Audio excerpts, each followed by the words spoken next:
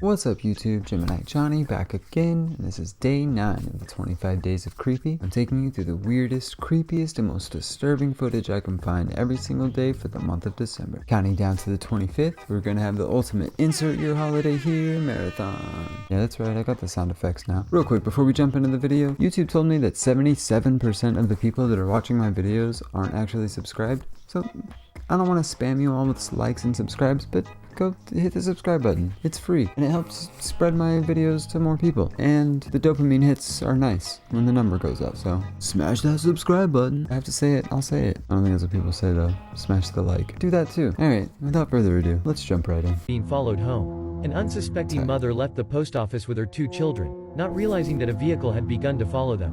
When she reaches her house and parks her car, her home security camera caught what happened. In the video, the mother parks her car in front of the house. She gets out and starts to get her kids out of the vehicle. As she does this, the car that had followed her home from the post office pulls up and parks next to her in the street. A man gets out and runs towards her. He threatens her and she gives him money and her watch. The robber gets back into his car and drives away.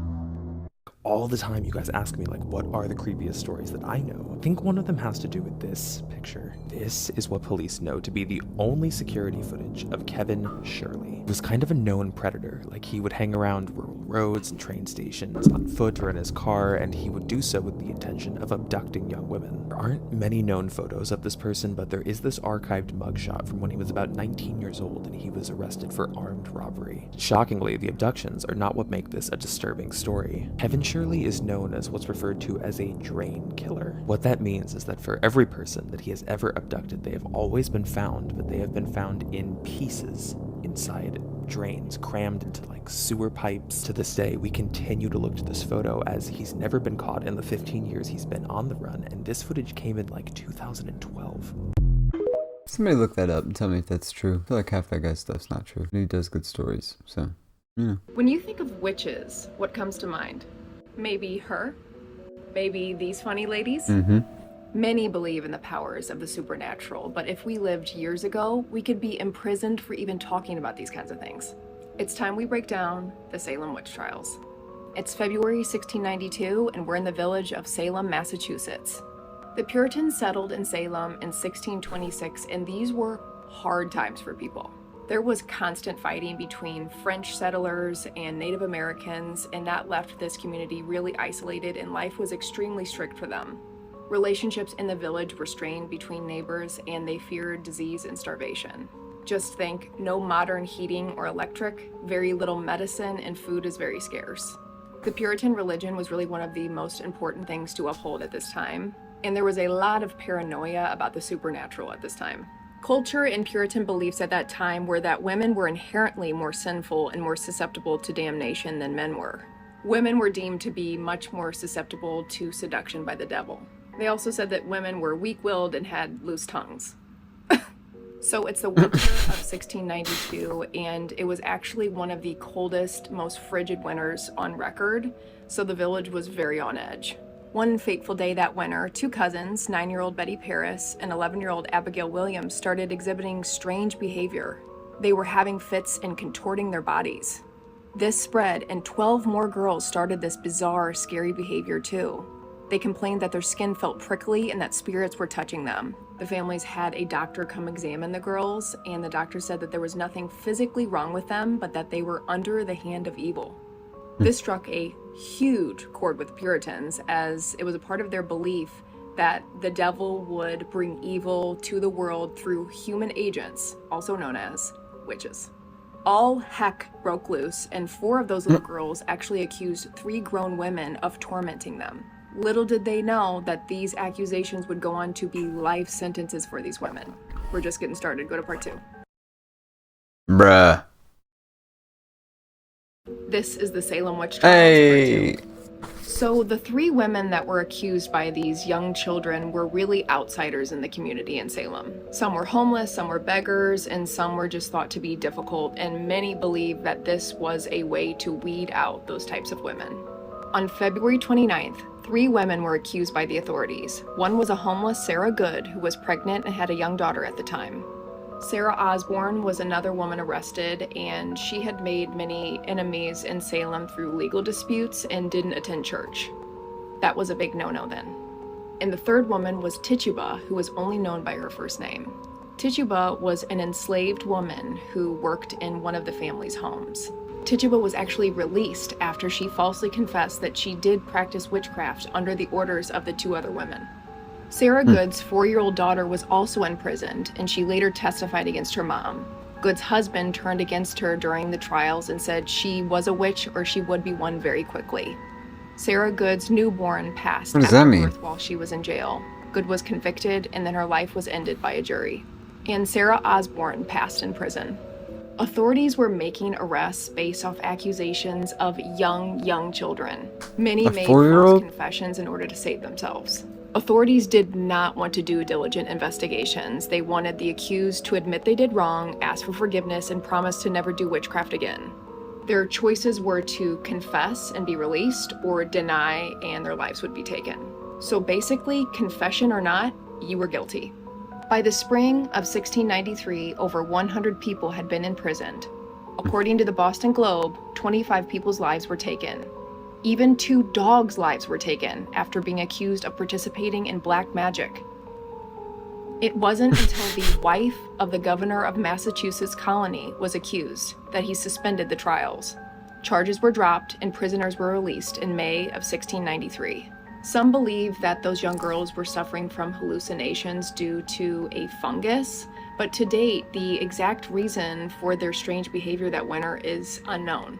The Salem What kind of trials fungus, are Avery? truly a cautionary tale of how dangerous mob mentality is, and also the power of fear in order to manipulate citizens. Today, Salem stands as a really beautiful town with a very violent history. You can even go visit the Witch House, which is the only building left still standing from the trials. I really want to go. The thing that she left out was that fungus, I'm not sure if I'm saying it right, but it was ergot. Some of you may have heard of it. It's one of the primary ingredients of lysergic acid diethylamide. I'm not sure if I'm saying that right either. Otherwise known as LSD. So yeah, there's a very real chance that those small children were basically on LSD, accusing people of being witches. And people were getting killed. That's wild. And that's why you don't give children LSD. Creepiest found footage tapes PT.6.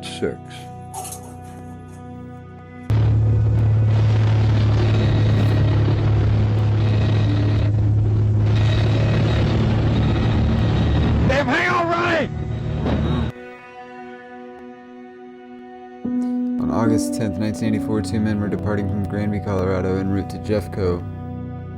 3 years later, the wreckage was discovered by some backpackers and they reported it to authorities. Among the wreckage, they found a damaged VHS tape which contained footage of the crash.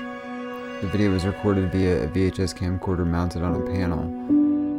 The tape was so badly damaged that pieces of the tape were found hanging on the trees. Jeez. Colorado authorities did manage to repair pieces of the tape. They concluded that pilot James Cadell not only had not taken into account the rising terrain which led to the crash. He attempted a steep right bank, but the plane stalled 3 times. The most chilling part is when James yells to his only passenger, Ronald Willman, to hang on just moments before they hit the terrain. Damn, hang on, Ronnie!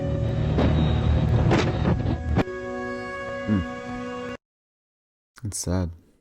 These are the creepiest unexplained videos ever, part 1. Up first is a ghost attack caught on camera. In this video, you can see a shadowy figure pushing a man to the ground and then dragging him down the hallway. Many people believe this video to be fake, but a majority of other people believe it to be real. I don't know about you, but something about this video just feels real.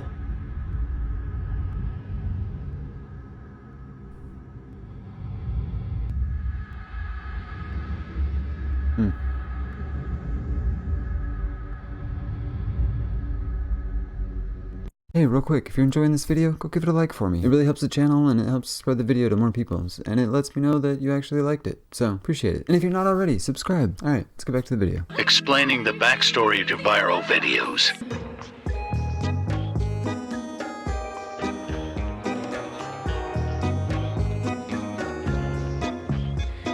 The tiny room in this video belongs to Elizabeth Fritzl, who was imprisoned by her father Joseph for 24 years. She was locked up in this cellar against her will at the age of 18 and was abused, tormented and assaulted by her father repeatedly. This abuse led to Elizabeth having 7 children with her father, 3 of which lived with her and 3 were taken by Joseph and his wife, and 1 he killed shortly after its birth. However, in 2008, one of the children in the cellar became deathly sick, so Joseph was forced to take them to the hospital. She took her only chance to talk to the cops and told them everything. Joseph's charged with the murder of the baby Michael, as well as enslavement, incest, rape, coercion, and false imprisonment. He pled guilty to all charges and is currently serving life in prison. Why? So many questions, but they all come down to why. Why would you raise a child 18 years to just lock them in? He had like a freak out when she turned 18. He was like, oh, she's an adult now, she's gonna leave. This is the ultimate like not wanting your child to leave the nest type of thing. Man, that is wild. I know you, and I know you're in the mood for another scary story. This is the creepy story of the cabin. In 2010, a couple rented a cabin in the woods and were excited for a weekend filled with relaxation and fun. They were unpacking and they found a guest logbook tucked in the bedroom. Out of curiosity, they skimmed through and were startled to read the final few entries. The entries were written by a man, a previous guest, who wrote about how beautiful the cabin was and how happy he was to be there with his girlfriend for the week. It wasn't until the final few log entries that things got strange. The man wrote of a mysterious man who he saw walking around the cabin, just staring at him, and this figure wouldn't respond to any of his waves. He said the figure would just stand there watching him. In the next log entry, the man wrote he began hearing knocking on the cabin's window in the middle of the night, but when he went to check, there was no one there. In the final entry, the couple could barely even read it. It was so frantically written, but they were able to make it out, and it said, "He's gotten into the cabin. This is the end."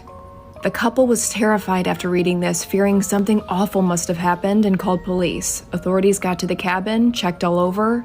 They only found the man's girlfriend's phone in the basement, and on it, they found she sent one last text message to her mom. It read, "Mike is starting to act strange. I think he's off his meds." And that couple was never found. Oh! Come on. How much do we love a twist ending? Yeah, it was good. It's a good story. I get it. This second creepy video shows a man during a day in the woods when suddenly, he comes across a strange and mysterious figure amongst the foliage. At first, the creature gazes up in the tree and, after a bird tweets, seems startled and moves quickly away. Come on now. This is the scary story about the lunch lady. There was a lunch lady named Judy, and everyone in school loved her. But they loved her food even more. Every day, people would rush to the lunchroom just to eat her delicious food.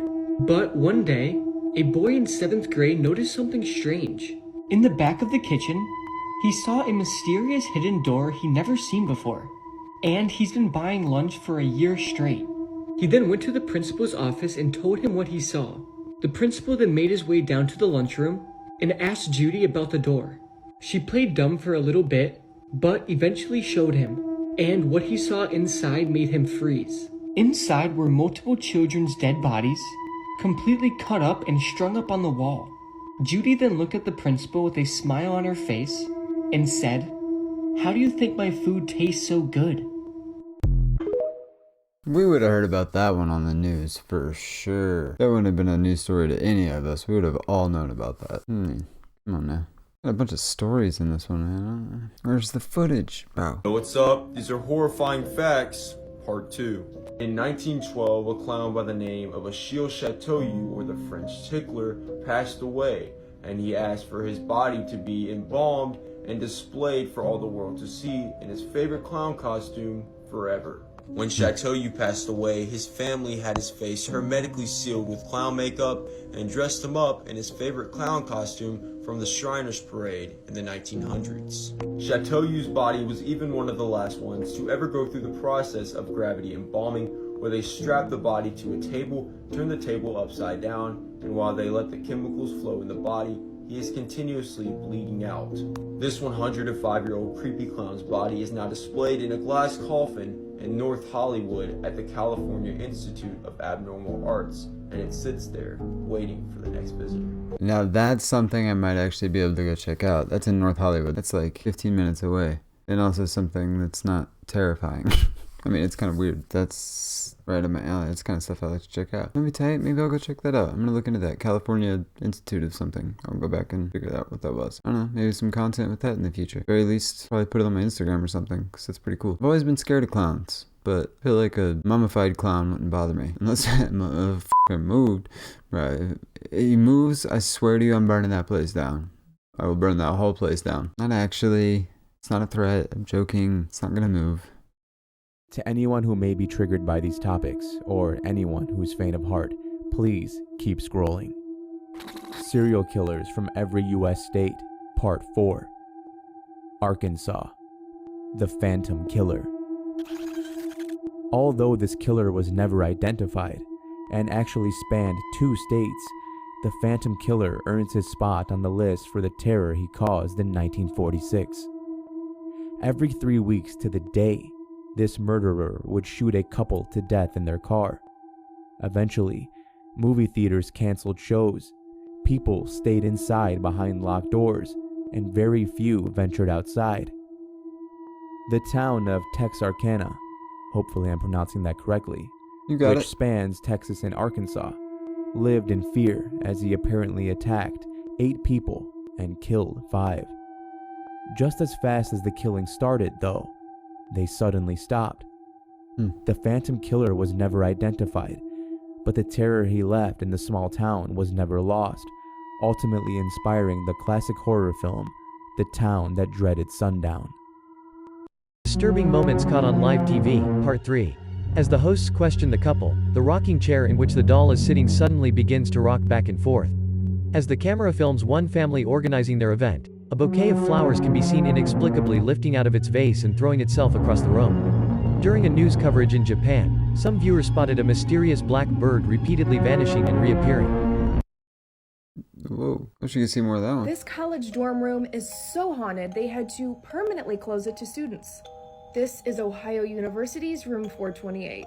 The only known case where an American university sealed a dorm is room 428 in Wilson Hall at Ohio University. Students aren't allowed to so much as step foot inside that room, and for good reason. You gotta hear this. 428 is permanently closed due to the numerous reports of hauntings and dangerous paranormal activity in the room. It all started in the 1970s when a male student passed away in room 428 under mysterious circumstances, meaning no one could agree on what happened to this young man. And after that, things started getting really weird.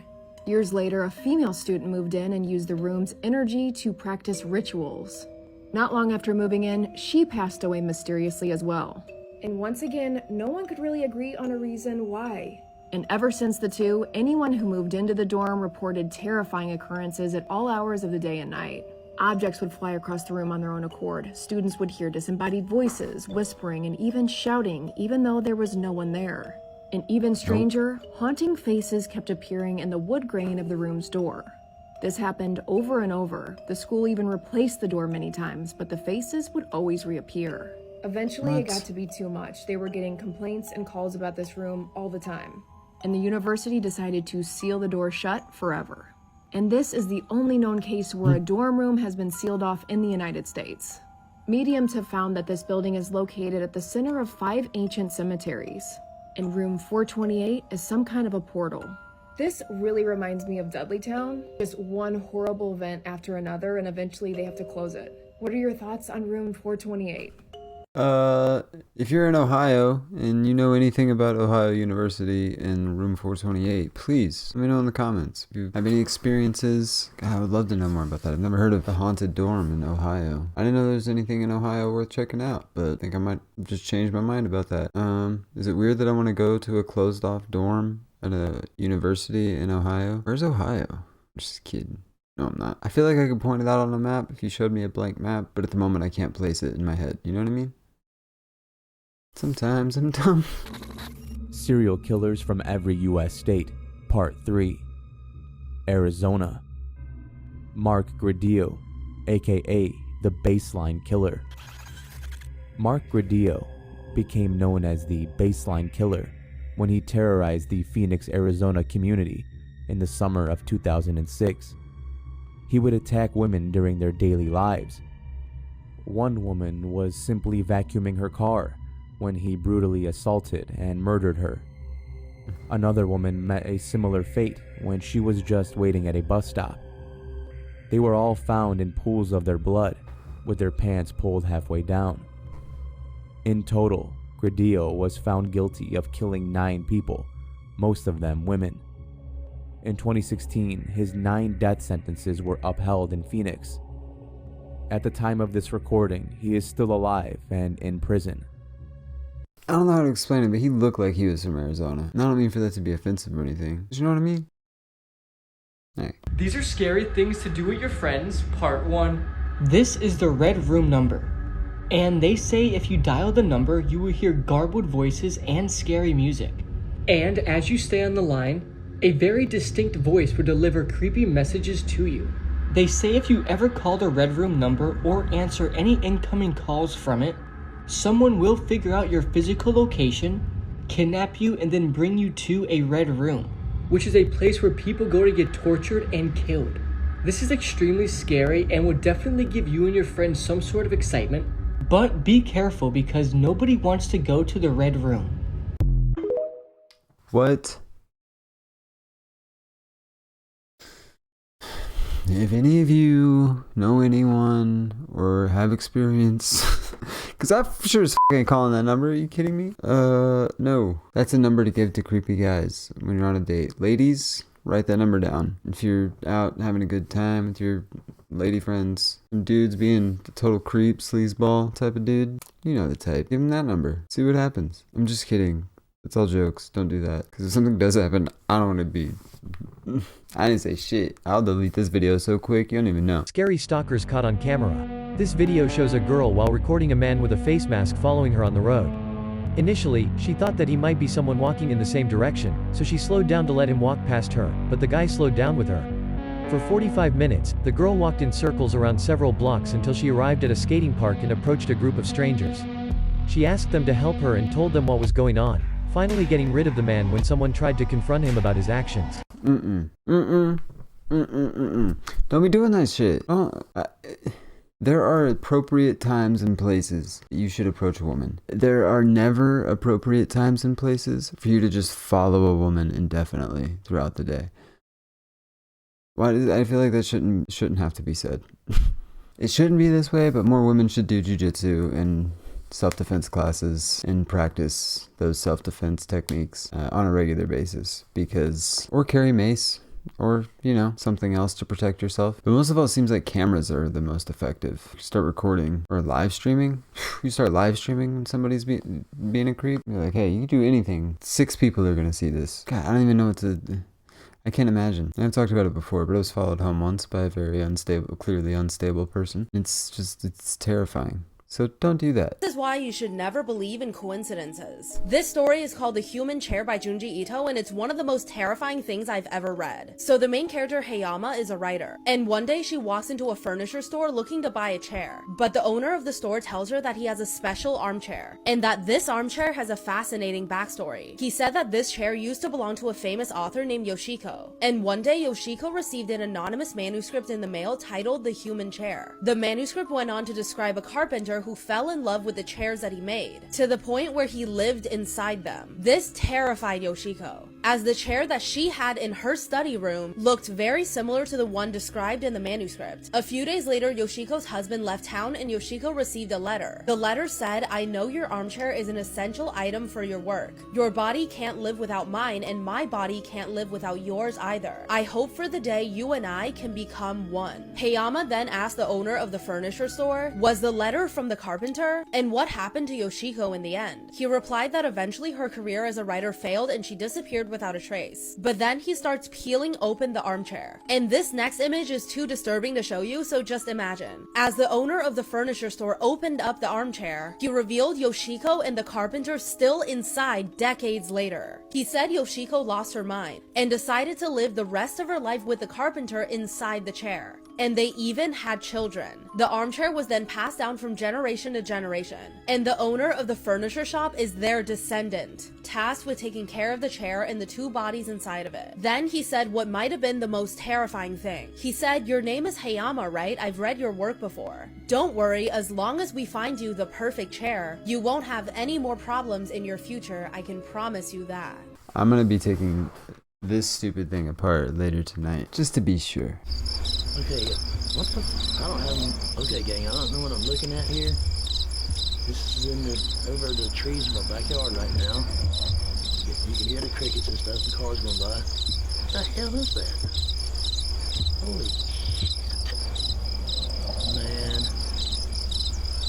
God dang it, I can't be the only one seeing this. If anybody else is seeing this in Kings Mountain tonight, I'm in Kings Mountain down on Stony Point Road. Is anybody else seeing this shit?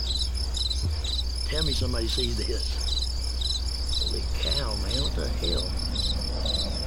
It's freaky. What the hell is that?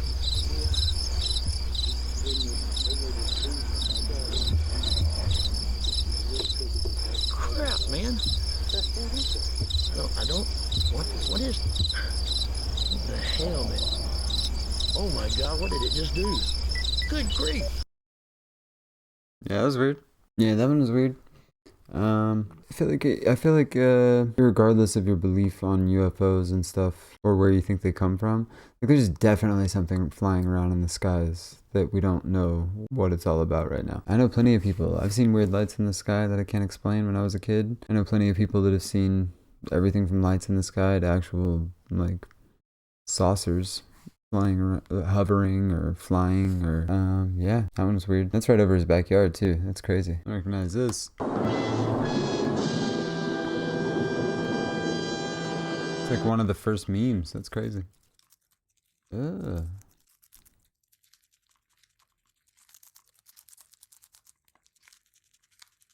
Yeah, I don't know what that is. It's gross. Looks like a little alien caterpillar or something.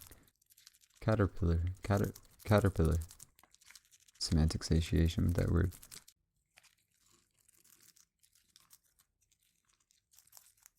Yeah, I think it's pretty gross.